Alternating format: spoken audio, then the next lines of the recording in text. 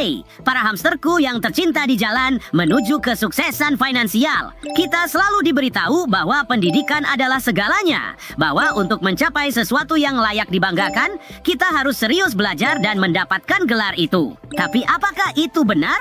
Untuk mencari tahu soal ini, aku telah membuat video di mana seorang tokoh yang kesuksesannya sulit disangkal berbagi pemikirannya tentang topik ini. Mari kita simak. Nilai pendidikan perguruan tinggi agak terlalu dilebih-lebihkan. Terlalu banyak orang yang sebenarnya menghabiskan 4 tahun, mengumpulkan banyak utang, dan kemudian seringkali tidak memiliki keterampilan yang dapat mereka terapkan setelahnya. Dan kurasa aku punya banyak rasa hormat untuk orang-orang yang bekerja dengan tangan mereka, dan kita butuh tukang listrik, tukang ledeng, dan tukang kayu. Dan itu jauh lebih penting daripada memiliki lebih banyak lulusan ilmu politik yang bertahap menurutku. Kupikir kita tidak seharusnya memiliki gagasan bahwa untuk sukses kamu harus memiliki gelar 4 tahun kuliah. Itu sama sekali tidak benar. Kenapa harus berutang untuk gelar yang mungkin tidak mengarah ke pekerjaan jika kamu bisa belajar keterampilan yang selalu diminati? Mari kita pikirkan kembali apa arti pendidikan di dunia saat ini.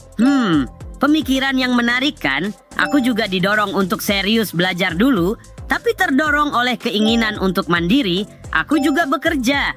Jadi aku belajar dan bekerja pada saat yang sama. Aku tidak bisa bilang diploma itu sangat berguna pada akhirnya.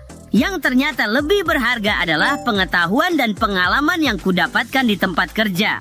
Mengetahui teori mungkin baik, tapi menurutku praktik mengajarkan kita jauh lebih cepat. Bagaimana menurut kalian teman-teman? Apakah pendidikan itu sepadan?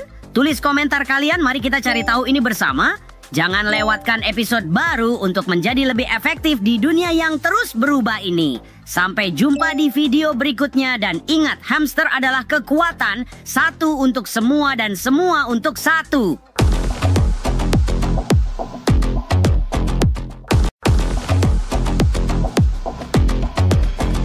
Halo semuanya, para hamster yang berorientasi pada kesuksesan. Pernahkah kalian bertanya-tanya, kenapa proyek kita sepertinya tidak maju-maju meski ada keinginan dan usaha? Apa yang harus dilakukan ketika kamu tampaknya tidak bisa melipat gandakan uang?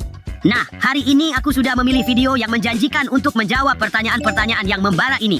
Mendekatlah, mari kita terjun dan lihat apa yang kita dapatkan.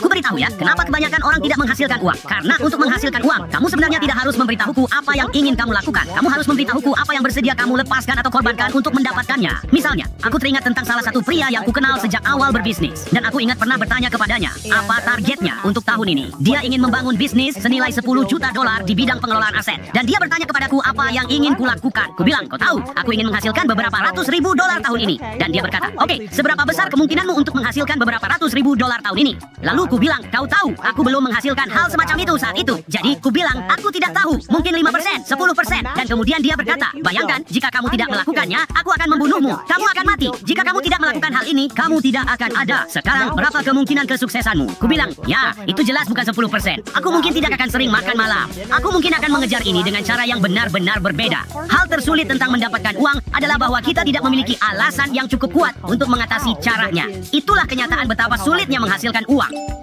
Wow, temannya pasti sudah mengikuti kursus motivasi yang serius. Aku paham bahwa menetapkan tujuan dan bekerja dengan tekun untuk meraihnya itu penting. Tapi mempertanyakan keberadaan seseorang sepertinya agak berlebihan bagiku. Apa pendapat kalian teman-teman? Bisakah kamu berjuang untuk keinginanmu di bawah tekanan seperti itu? Atau lebih baik menjalani semuanya dengan tenang? Bagikan pendapat kalian di komentar. Jangan lewatkan episode baru untuk mempelajari lebih banyak teknik dan metode dari dunia keuangan.